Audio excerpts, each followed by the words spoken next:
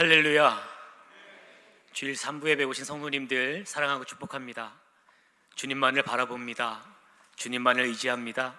이 찬양대의 고백이 저와 여러분들의 고백되기를 주님의 이름으로 축복합니다. 여러분, 뜨거운 여름을 지나서 가을의 문턱에 서면 논밭에 열매가 익어갑니다. 우리 봄부터 열심히 농사를 준비해왔던 농부는 올 한 해 어떠한 열매가 맺어질 것인가, 어떠한 열매를 거둘 것인가, 그것에 대한 기대가 막 일어나게 되는 그런 계절이 이제 9월입니다. 그런데 여러분, 우리네 인생은 어떻습니까? 지난 한 해 정말 열심히 달려왔는데, 적자사자 열심히 살아왔는데 뒤를 돌아보니까 남은 아무것도 없고 그냥 외로움만 남아서 우리 마음 가운데 고통이 그렇게 있지는 않은지 우리의 마음을 좀 살펴봤으면 좋겠습니다. 나태주 시인이 있는데요, 이분이 그의 시에 이렇게 노래했습니다. 서울이 사막이다. 내 마음이 더 사막이다.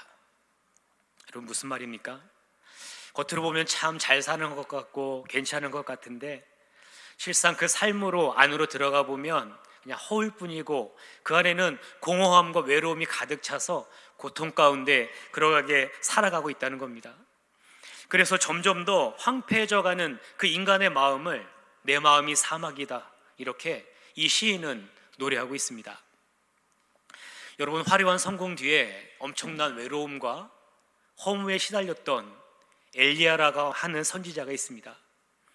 우리가 잘 아는 것처럼 열왕기상 18장에 가면 바알과 아세라 선지자 850대 1로 싸워서 이겼던 위대한 선지자가 엘리야입니다. 그가 기도할 때에 하늘에서 불이 내려서 그 모든 제단을 다 불살라 없애는 참 능력의 선지자가 엘리야였습니다. 그런데 이러한 큰 성공을 거두고 하루가 지나지도 않았는데 엘리야를 잡아서 반드시 죽이겠다고 하는 이세벨 왕비의 위협이 있으니까 그 어제까지의 성공이 온데간데 없이 그의 마음이 그냥 무너져 내렸습니다. 이거 뭐지? 이 감당할 수 없는 그 허무한 마음이 엘리야의 마음 가운데 찾아오게 되니까 도망치게 됩니다. 그래서 계속해서 달리고 도망치다가 더 이상 걸을 힘조차 없을 때 로뎀나무 아래 쓰러져서 하나님께 이렇게 간청합니다. 하나님, 저 더 이상 못 살겠습니다. 저를 좀 죽여주십시오. 저 이대로 살 수 없습니다. 저 좀 데려가 주십시오. 그렇게 간청하는 엘리야의 모습이 19장에 이어져서 나옵니다. 사랑하는 성도님들, 엄청난 성공, 엄청난 화려한 그런 삶을 살아가더라도 그 뒷면에 이와 같은 깊은 외로움과 허무가 자리 잡고 있다는 거, 그 허무가 찾아올 수 있다는 것을 우리는 늘 명심하며 살아야 합니다. 우리 목회 데이터 연구소라고 하는 곳이 있습니다. 이곳에서 설문조사를 했어요. 여러분들이 생각하기에 가장 외로운 연령대가 어느 연령대인지 모든 연령을 대상으로 조사를 했습니다. 여러분이 생각하기에 어떤 연령대가 가장 외롭게 보입니까? 질문을 했어요. 그런데 결과가 참 재밌습니다. 모든 연령대가 우리가 외롭다는 거예요. 20대는 우리가 외롭다, 40대는 우리가 외롭다, 60대고 80대고 다 우리가 외롭다는 거예요. 여러분, 무슨 뜻입니까? 외로움에는 끝이 없는 겁니다. 외로움에는 여러분 끝이 없어요. 평생 우리 마음 가운데 외로움이 찾아올 수 있다는 겁니다. 이 자리에 나와서 저와 여러분들 예배하고 있지만 어떤 순간 우리도 외로움의 시간을 지날 때가 참 많이 있다는 겁니다. 그런데 우리가 이 외로움을 생각할 때 한 가지 꼭 기억할 것은 이 외로움이라는 것이 인간 존재의 기본값이라는 겁니다. 하나님이 인간을 창조하실 때 첫사람 아담을 창조하시고 혼자 있는 것이 좋지 않아서 그 사람을 정말 사람답게 살 수 있는 믿음의 배필 하와를 그렇게 붙여주십니다. 여러분, 무슨 뜻입니까? 인간을 만드실 때 사귐의 존재로 만드셨다는 거예요. 그래서 사귐의 존재로 만들어졌기에 우리 인간은 언제든지 외로울 수 있다는 겁니다. 그래서 이 외로움이라는 것은 자연스러운 거고 어쩌면 당연하게 우리에게 찾아올 수 있는 그런 감정입니다. 그런데 문제는 뭡니까? 이런 외로움의 상태가 지속되고 깊어져서 우리의 일상의 삶이 망가지는데 문제가 있다는 겁니다.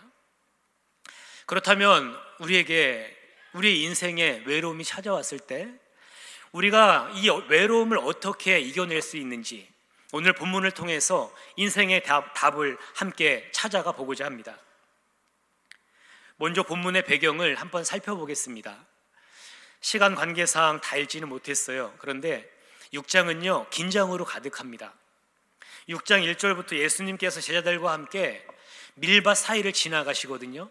그런데 안식일 날 밀밭 사이를 지나갈 때 제자들이 여러 사역들에 너무 배가 고파서 미리삭을 잘라서 비벼서 이렇게 입에 넣고 먹습니다. 그런데 여러분, 유대교 배경하에서 이거는 있을 수 없는 일입니다. 안식일에 일한 게 되는 겁니다. 또 예수님께서는 안식일에 회당에 한 손 마른 사람, 그 사람의 그 병을 고쳐주십니다. 바리새인들이 비난합니다. 어떻게 안식일에 병자를 고칠 수 있느냐고 예수님을 공격하기 시작합니다. 그 병자를 고칠 때 회당 안에 있던 수많은 사람들이 환호했기 때문에 바리새인들의 마음에 이런 마음이 있었습니다. 이러다가 우리의 기득권이 다 무너질 수도 있겠구나.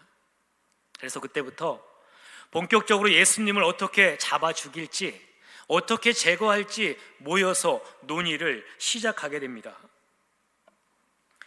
그런데 여러분, 오늘 본문 속의 예수님은 이와 같은 위기의 상황 한복판에 그렇게 서 계십니다.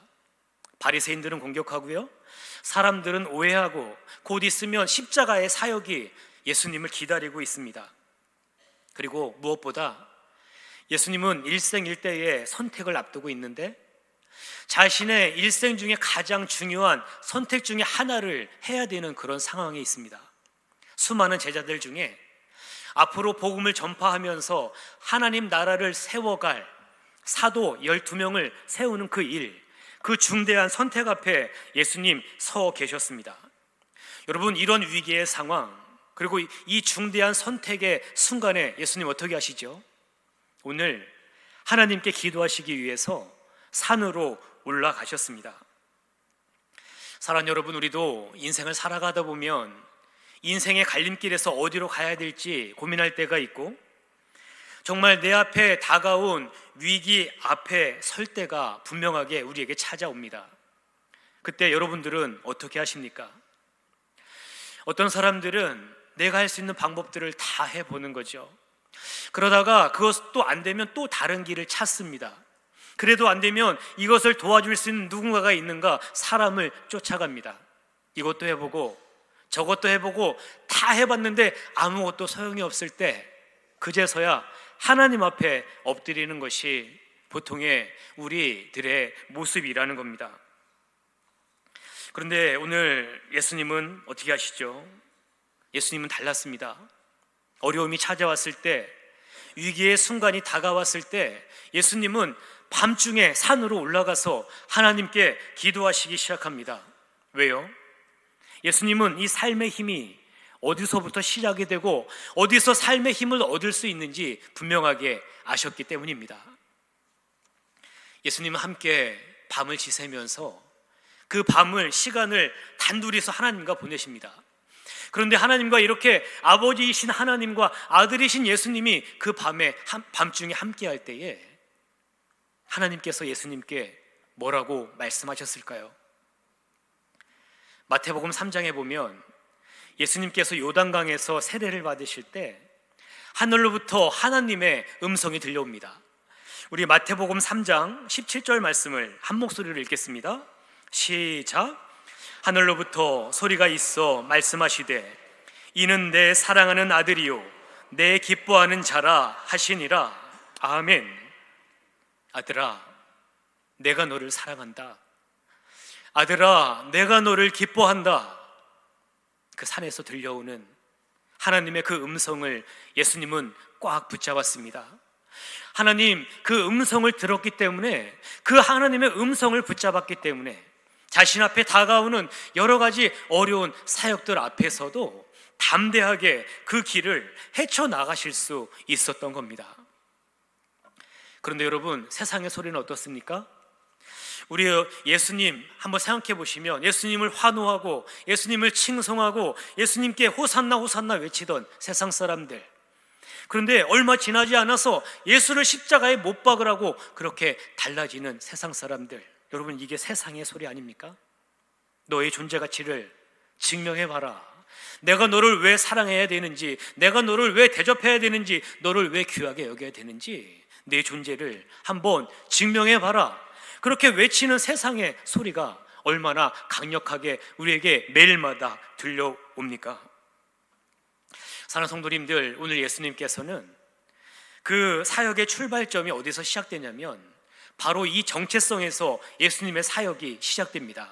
하나님이 날 사랑하시는구나, 나는 하나님께 사랑받는 존재구나, 그것을 확인하는 그 순간부터 예수님의 사역과 예수님의 모든 것들이 시작됨을 본문 가운데 우리가 확인하게 됩니다.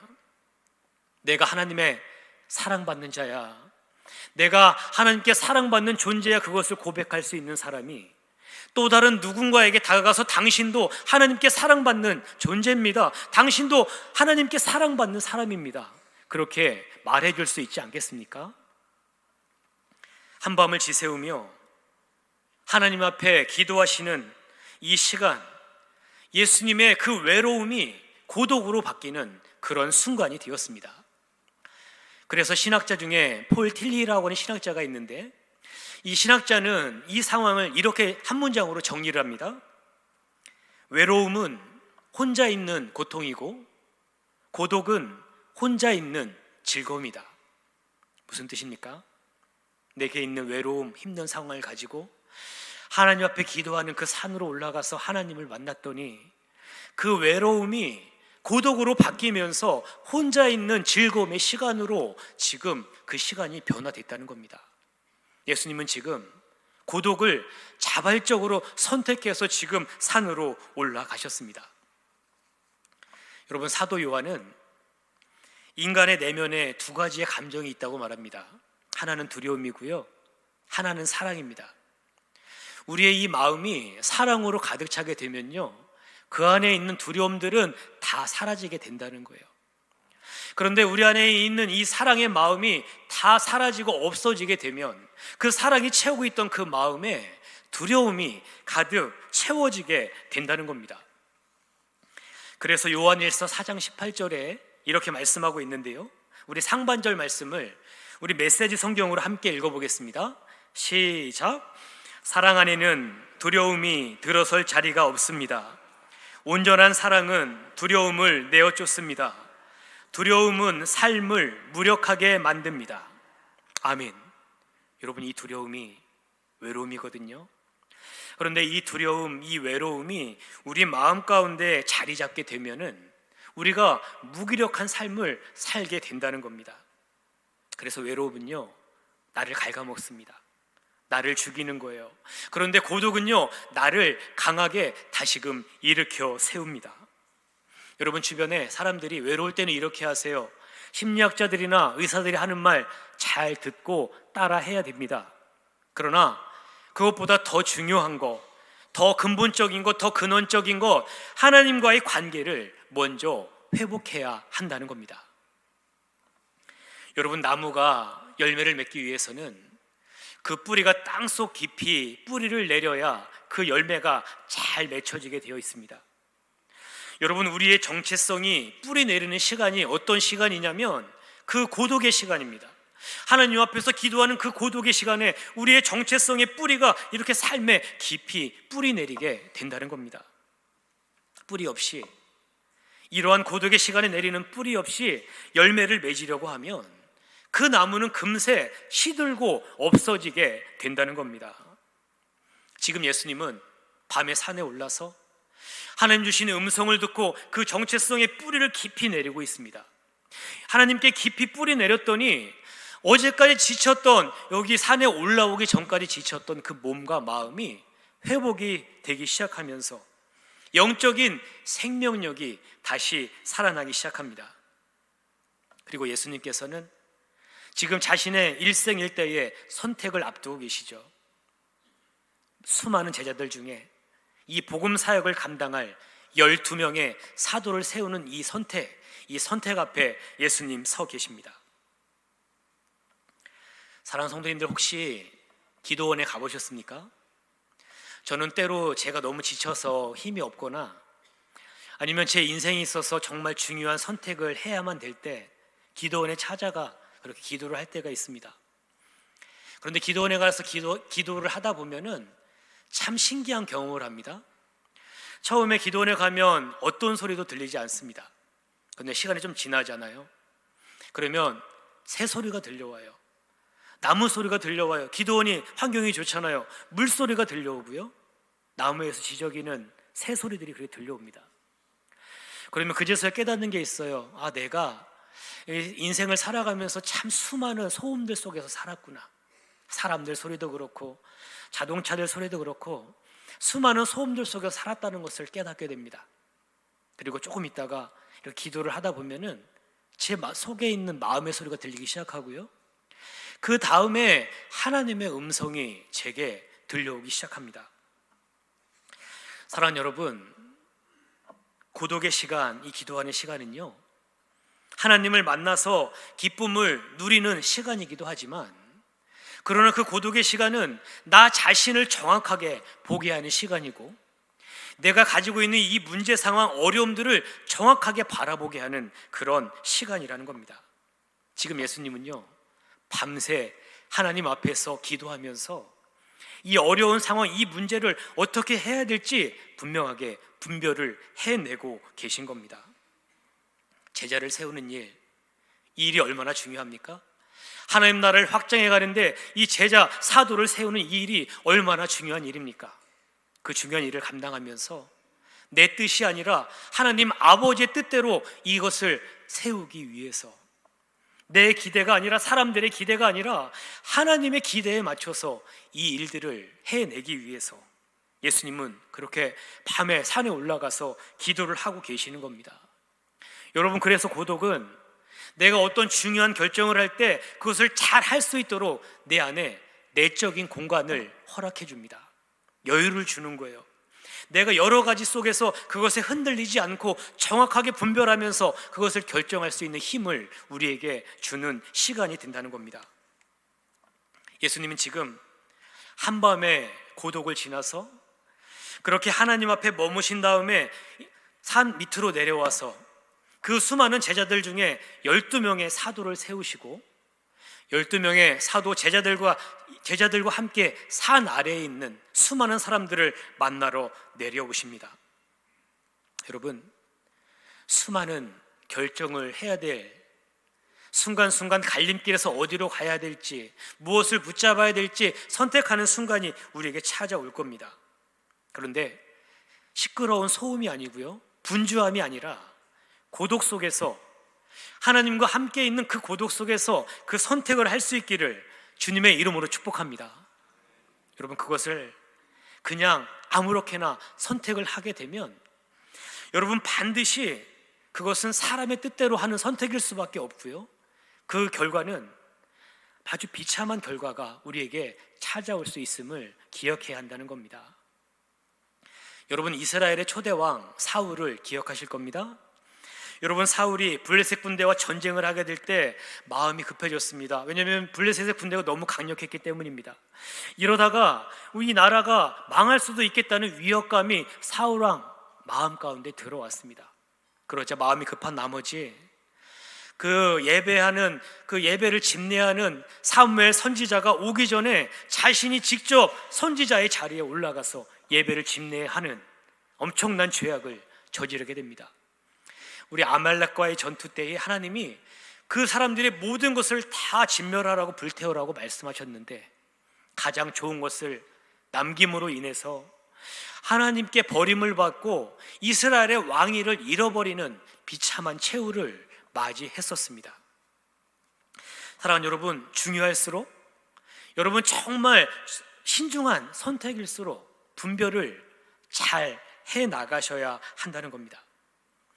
그런데 여러분, 지금 고독에 관해서 계속 말씀드리고 있는데 우리가 고독에 관해서 말할 때 오해하지 말아야 될 것이 있습니다. 내가 지금 이 상황이 나의 가정과 직장과 여러 가지 삶의 환경이 너무 힘들어서 나는 이것에 도망치기 위해서 고독의 자리로 가는 게 아니라는 겁니다. 여러분, 지금 살아가는 삶의 시간과 고독의 시간이 이렇게 나눠진 게 아니고요, 오히려 이 고독의 시간은 이 사람들, 이 삶의 자리에서 이것들을 잘 섬길 수 있는 그 힘을 충전하는 그런 시간이 되어진다는 겁니다. 그래서 고독할수록, 그 고독의 자리를 지킬수록 여러분 가정과 직장과 사업장 그리고 교회를 잘 지켜낼 수가 있는 겁니다.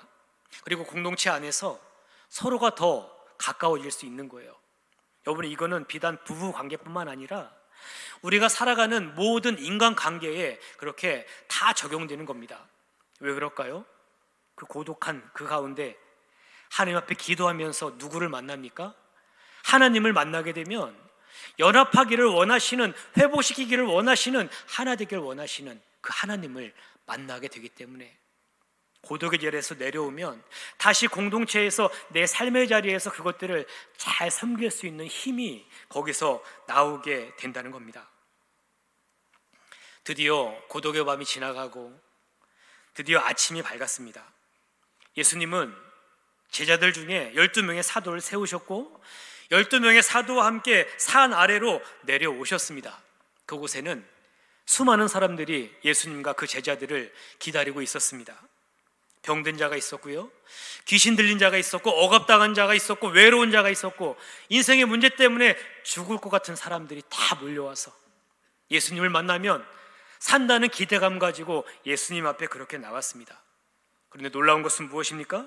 오늘 본문 마지막 절에 보니까 예수님께 손만 대도 능력이 흘러나와서 그 안에 찾아왔던 모든 사람들의 병과 모든 질병이 떠나가는 역사가 나타났다는 것입니다. 할렐루야! 절망으로 가득했던 그들의 삶에 한 줄기 희망의 빛이, 소망의 빛이 비춰지기 시작한 겁니다. 고독했던, 처절했던 지난밤에 그 모든 시간이 지나가고 열매의 아침이 밝았던 겁니다. 여러분, 오늘 누가복음 6장에서 예수님께서 우리에게 열매를 어떻게 맺는 건지 열매의 원리를 말씀해 주고 계십니다. 예수님 그토록 바쁘시고 시간도 많지 않으시고 휴식 시간도 없으시고 사람들 만나서 사역하기 너무 바쁘신데 왜 그 잘 시간, 쉴 시간을 쪼개서 산으로 올라가서 하나님과 1:1로 만나고 그 고독의 자리로 자발적으로 찾아가셨는지, 여러분 이 지점을 우리가 기억해내야 한다는 겁니다. 왜 그렇습니까? 하나님과 만나는 시간이기 때문입니다. 그 고독의 시간이 살아계신 하나님을 만나는 시간이기 때문입니다. 그 고독의 시간이 나를 객관적으로 정확하게 볼 수 있는 시간입니다. 그 고독의 시간이 내 문제 상황을 바르게 볼 수 있고 분별할 수 있는 시간이 되기 때문입니다. 고독에 머물다 보면 나만 보였던 것에서 내 가족들이 보이고 주변의 이웃들이 보이고 나라와 민족이 보이기 시작하는 겁니다. 그래서 내가 가진 중요한 결정, 내가 인생에 있어서 너무나도 중요한 결정, 그것들을 잘 할 수 있도록 우리를 이끌어 준다는 것, 그것을 잘 아셨기 때문에 예수님 기도하시고 분별하신 다음에 그렇게 행동으로, 삶으로 나아가게 될 때에 그 자리에 놀라운 생명의 열매가 맺혀지게 되었다는 겁니다. 사랑하는 성도님들, 이제는 내 인생에 이런 열매가 맺어질 때가 되었는데, 올 한 해 지난 8달 동안 열심히 살았기 때문에 내 삶에 이런 열매가 맺어져야 될 것 같은데 뒤를 돌아봤더니 아무것도 없고 참 인생 허무하다, 이러한 마음이 들어서 고통 가운데 계시지 않습니까? 사랑하는 성도님들, 외로움의 감옥에서, 외로움의 방에서 탈출해서 고독의 정원으로, 고독의 뜰로 나올 수 있기를 주님의 이름으로 축복합니다. 다시금 기도의 문을 여십시오. 여러분, 말씀의 문을 열고 하나님이 무엇을 말씀하시는지 그것을 들어보십시오. 고독함 가운데 하나님을 만나면 우리의 삶에도 열매의 아침이 찾아오게 될 줄로 믿습니다. 여러분, 이게 저와 여러분들이 사는 길임을 명심할 수 있기를 바랍니다. 말씀을 정리하겠습니다. 사랑하는 성도님들, 급한 일이 있을 겁니다. 중요한 일이 있을 겁니다. 그런데 일보다 고독이 먼저입니다. 여러분, 기도가 먼저입니다. 여러분, 긴급하고 중요한 거 있을 겁니다. 그런데 기도가 더 중요하고 긴급한 겁니다. 하나님 앞에 다시 무릎 꿇을 수 있기를 바랍니다.